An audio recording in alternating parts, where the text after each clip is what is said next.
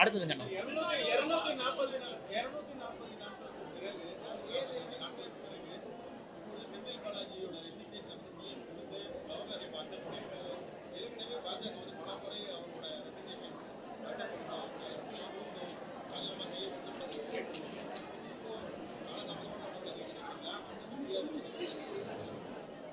அண்ணா, இதை முதல் நாள்ல இருந்து சொல்றோம். கவர்னர் இதே தான் சொன்னாரு.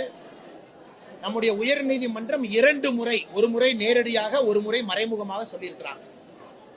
அதாவது ஒரு அமைச்சர் அவருக்கு சம்பளம் கொடுக்கிறோம்னா செய்யற வேலைக்காக. ஆனா ஊழல் வழக்கிலே கைது செய்யப்பட்ட ஒரு அமைச்சருக்கு மக்களுடைய வரி பணத்துல சம்பளம் கொடுத்து இலாக்கா இல்லாத அமைச்சராக 8 மாத காலமாக செந்தில் பாலாஜியை வச்சிருந்தாங்க. இன்னைக்கு வேறு வழியே இல்லை, மக்களுடைய ஆளாயிட்டாங்க. அந்த ஒரு காரணத்திற்காக அவங்க ரிசைன் பண்ணிட்டாங்க. இதுல முக்கியமா என்னன்னா, ஒருவேளை ரிசைன் பண்ணா பெயில் கிடைக்குமான்னு ஐடியா பண்றாங்க. நாம ரிசைன் பண்ணிட்டா சொன்னாரானே நம்ம பால்கனராஜன் அவர் கோர்ட்ல இருக்கும் பொழுது, இந்த நீதிமன்றத்தில் இந்த ஆர்கியூமெண்ட் நடக்கும் பொழுது பால்கனராஜன் சொல்றது, செந்தில் பாலாஜி அவர்கள் அமைச்சர் பொறுப்புல இருந்து ரிசைன் பண்ணிட்டு அதுக்கப்புறம் பெயிலை பத்தி பார்க்கலான்னு உள்ள நீதிமன்றத்தில் அப்படிதான் ஆர்கியூமெண்டே போச்சு. ஆனா எப்படி இருந்தாலும் கூட ரிசைன் பண்றதுக்கு ஒரு பெயில் கொடுக்க ஆரம்பிச்சாங்கன்னா அது எங்க போய் முடியுங்க? அவர் ஊழல்வாதி என்பதிலே எந்தவித யாருக்கும் கொஞ்சம் கூட டவுட் இல்லைங்க. இன்னைக்கு அவர் 8 மாதம் கழித்து ரிசைன் பண்ணியிருக்கிறது, அதை முதலமைச்சர் அவர்கள் ஏற்றுக்கொண்டு ஆளுநருக்கு அனுப்பியிருக்கிறது. ஆளுநர் அவர்கள் அதை ஏற்றுக்கொண்டு அமைச்சரவை கவுன்சில் ஆஃப் மினிஸ்டர்ஸ் இருந்து நீக்கி இருப்பது பாரதிய ஜனதா கட்சி முதல் நாளிலிருந்து என்ன சொல்லுகின்றோமோ எங்களுக்கு கிடைத்த வெற்றியாக பார்க்கின்றோம். ஆனால் இதுவும் பெயிலுக்கும் சம்பந்தம் இல்லை என்பதையும் இந்த நேரத்தில் நாங்க பார்க்கிறோம். ஏன்னா ரிசைன் பண்றவங்களுக்குலாம் நீங்க பெயில் கொடுக்க ஆரம்பிச்சா யாரு மேலாலும் தவறு செய்வாங்க, உள்ள போவாங்க, ரிசைன் பண்ணுவாங்க, பெயில்ல வெளியே வருவாங்க, அதே தவறு செய்ய ஆரம்பிப்பாங்க. அதனால பொறுத்திருந்து பார்ப்போம். இப்ப நான் என்ன கணக்கு போடுறேன்னா, செந்தில் பாலாஜியை பெயில்ல கொண்டு வர்றதுக்காக அடுத்த ஒரு வாரத்துக்குள்ள செந்தில் பாலாஜி தம்பியை சரண்டர் பண்ணுவாங்க. கொஞ்சம் இந்த போலீஸ் மூலையை வச்சு சொல்றேன். செந்தில் பாலாஜி தம்பியை சரண்டர் பண்ணி பெயிலுக்கு மூவ் பண்ணுவாங்க. பெயிலுக்கு மூவ் பண்ணி தம்பி சரண்டர் ஆயிட்டான், இவர் இப்ப பொறுப்பில் இல்ல, ஐயா பெயில் கொடுங்கன்னா எலெக்ஷனுக்கு பயன்படுத்தலாமான்னு யோசிப்பாங்க. அவங்க அடுத்த மூவ் செந்தில் பாலாஜி தம்பி என்ன ஒரு வாரத்துல சரண்டர் பண்ணி அதை வச்சு ஒரு பெயில் டிராமா ஆரம்பிப்பாங்க. அப்படித்தான் நான் பாக்குறேன்.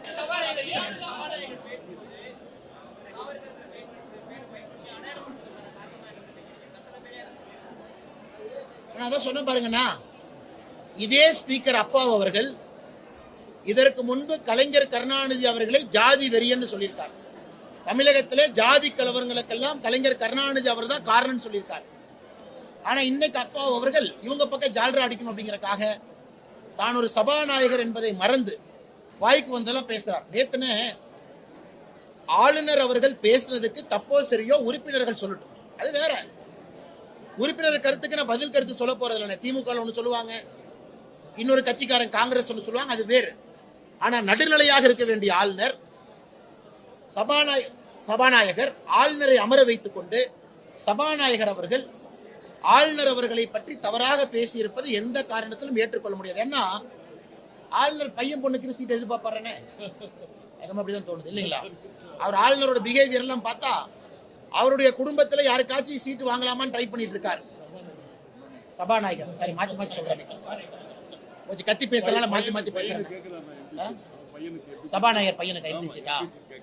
சபாநாயகர் அவரை பொறுத்த வரைக்கும் நேத்து அவர் நடந்து கொண்ட விதத்தை பார்க்கும் பொழுது அவர் குடும்பத்துல யாருக்கோ எம்பி எம்எல்ஏ சீட் கேட்கிறாரு. கருணாகராஜன் சொல்றாரு, நான் அந்த பகுதி எனக்கு தெரியும், பையனுக்கு எம்பி சீட் இல்ல. ஆளுநர் அவர்கள் அந்த மாதிரி அமர்ந்திருக்கும் பொழுது சபாநாயகர் கொச்சைப்படுத்தி பேச வேண்டிய அவசியம் இல்லை. இதுக்கு மேல கத்தி பேச முடியாது.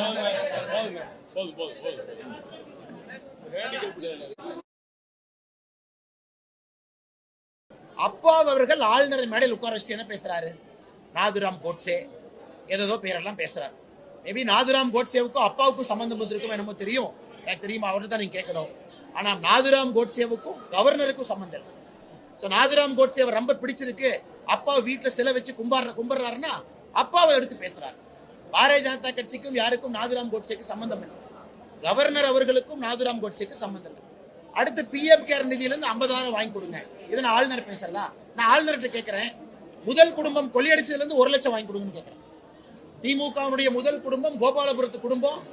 அங்குள்ள இருக்கக்கூடிய 35 அமைச்சர்கள் 11 அமைச்சர்கள் மீது ஊழல் வழக்கு இருக்கு. ஆளுநர் அவங்ககிட்ட இருந்து 1 லட்சம் ரூபாய் கடன் வாங்கி கொடுக்கட்டும். 1 லட்சம் கோடி தமிழகத்தினுடைய 8 லட்சம் கோடி ரூபாய் நம்ம சரி பண்ணுவோம். அதே வார்த்தை ஆளுநர் திருப்பி கேட்கறதுக்கு எவ்வளவு நேரம் ஆகும்? முதல் குடும்பத்திலிருந்து பணம் வாங்கி கொடுக்கணும். சோ ஆளுநர் அவர்கள் முறை தவறி நடந்து கொண்டதன் காரணமாக ஆளுநர் அவர்கள் அவையிலிருந்து வெளிநடப்பு செய்திருப்பதாகத்தான் நான் பார்க்கிறேன். இன்னைக்கு ஆளுநர் மாத்தி பேசலாம், ஜனகணமன போட்டு அதுக்கு முன்னாடி போயிட்டாரு. ஆளுநர் அவர்களுக்கு எந்த பிசினஸும் கிடையாது. கவர்னர் சொல்வதை தவறு இருக்கா ரைட் இருக்கா அது சபையில் இருக்கக்கூடிய உறுப்பினர்கள் டிஸ்கஸ் பண்ணணும். அது அவை குறிப்பில் போகணுமா வேண்டாமா உறுப்பினர் டிஸ்கஸ் பண்ணணும். ஆளுநர் ஒரு நியூட்ரல் ஜட்ஜ். அவர் திமுகவுடைய உறுப்பினர் கிடையாது.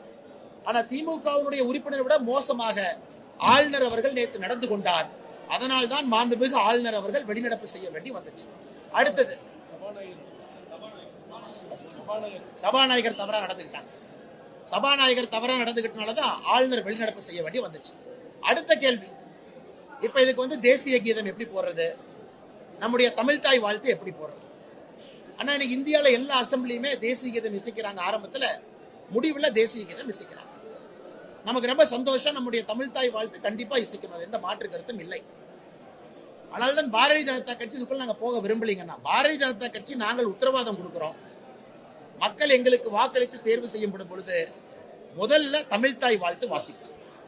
தமிழ்தாய் வாழ்த்து முழுமையான தமிழ்தாய் வாழ்த்தா இருக்குது. கலைஞர் கருணாநிதி அவர்கள் ஒட்டின தமிழ்தாய் வாழ்த்து இல்ல, முழுமையான தமிழ்தாய் வாழ்த்து இசைத்த பிறகு ஜனகணமன இசைக்கும். அதன் பிறகு சபை நடவடிக்கைகள் நடக்கும். சபை நடவடிக்கைகள் நடந்து முடிந்த பிறகு மறுபடியும் தேசிய கீதத்தை இசைத்து முடிவு கொண்டு வரும். இது எங்களுடைய ஸ்டாண்டை சொல்ல முடியும். மற்றபடி ஆளுநருடைய கருத்து அரசு ஏத்துக்கிறது ஏத்துக்காது அரசுக்கு விட்டது.